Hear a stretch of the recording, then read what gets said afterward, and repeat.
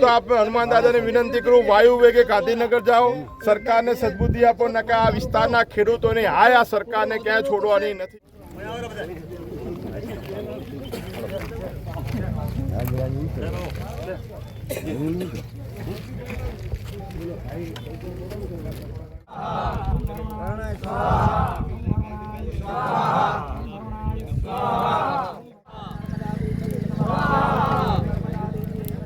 આજે હનુમાન જયંતિના દિવસે, પૂનમના દિવસે થરાદની નર્મદા માલસણ બ્રાન્ચની અંદર એક હવન યોજવામાં આવ્યું અને સરકારને સદબુદ્ધિ આપે, જલ્દી ખેડૂતોને પાણી મળે. ખેડૂતોએ કરોડો રૂપિયાના ખર્ચે વાવેતર જે કર્યું છે એ વાવેતર સરકારના પ્રતિનિધિઓના કહેવાથી કર્યું હતું અને અમે કહીએ કે સરકારને સદબુદ્ધિ આપે. ભગવાનને પણ પ્રાર્થના કરી અને સરકારને વિનંતી કરી કે જલ્દી ટૂંક સમયની અંદર ખેડૂતોને પાણી મળે એવી અપેક્ષા છે. અને જો પાણી આપવામાં આવશે તો કરોડોની આવક ખેડૂતોની ઘરે થવાની છે. કરોડો રૂપિયા ખેડૂતોની ઘરે આવશે તો એની અંદરથી બધાને ગૌશાળાને, પાંજરાપોળને અને રેઢા રખડતા પશુઓને પણ કંઈક મળશે.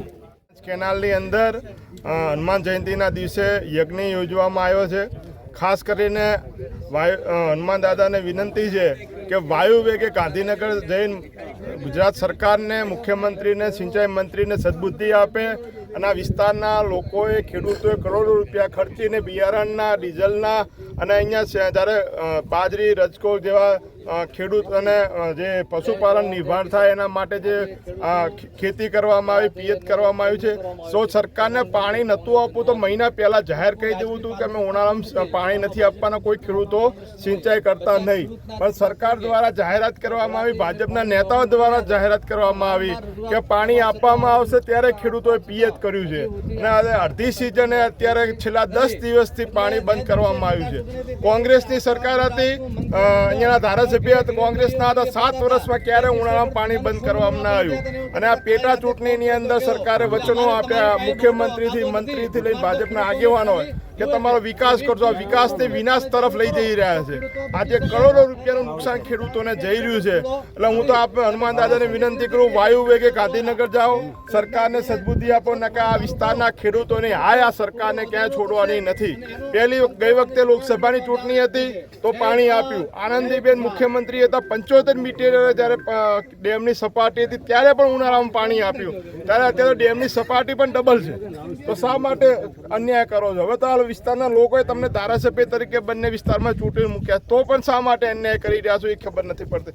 હું આપના માધ્યમ સરકારને, મુખ્યમંત્રીને બે હાથ જોડીને વિનંતી કરું છું, મહેરબાની કરીને આ વિસ્તારના ખેડૂતોને હાય ના લેશો, નુકસાન ના કરશો.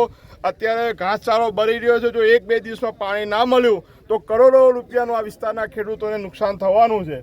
તમને હારા માટે લાયા હતા, કોકને નુકસાન કરવા માટે નહોતા લાયા. અને જો હું તો કહું છું, ભાજપના ચૂંટાયેલા ધારાસભ્યોને તમને આ વિસ્તારમાં પાણી ના આપતા મુખ્યમંત્રીની ઓફિસની બહાર ધરણા કરો. ગમે તે પક્ષનો, મારા પક્ષનો હોય તો પણ મારા વિસ્તારના લોકોના હિત માટે કંઈ સરકાર સામે લડવું પડે. બેસી જાઓ, કેમ નથી બેસતા? અને તમારામાં જો તાકાત હોય ત્યાં મુખ્યમંત્રીની ઓફિસની બહાર બેસવાની તો કહેજો, અમે બધા પણ ખેડૂતો ત્યાં આવશું તમારા સપોર્ટની અંદર કે આ વિસ્તારના લોકોના માટે કોંગ્રેસ, ભાજપ ના હોવું જોઈએ. એ માટે સરકારને વિનંતી છે, અને જો અહીંયાના લોકપ્રતિનિધિઓને પણ વિનંતી છે કે તમને જે લોકોના કલ્યાણ માટે ચૂંટીને મૂક્યા છે, માત્ર આંગળીઓ ઊંચી કરવા માટે નથી મૂક્યા. તો તાત્કાલિક ધોરણે પાણી છોડાવો. એ સૌને હનુમાન દાદા આજના દિવસે સદબુદ્ધિ આપે. પાણી નહીં છોડવામાં આવે તો કોંગ્રેસ શું કરશે? આગામી સમયમાં પાણી નહીં છોડવામાં આવે તો હાલમાં જ્યાં પણ સરકારનો કાર્યક્રમ આ વિસ્તારોમાં હશે ત્યાં અમે એનો ઘેરાવ કરશું.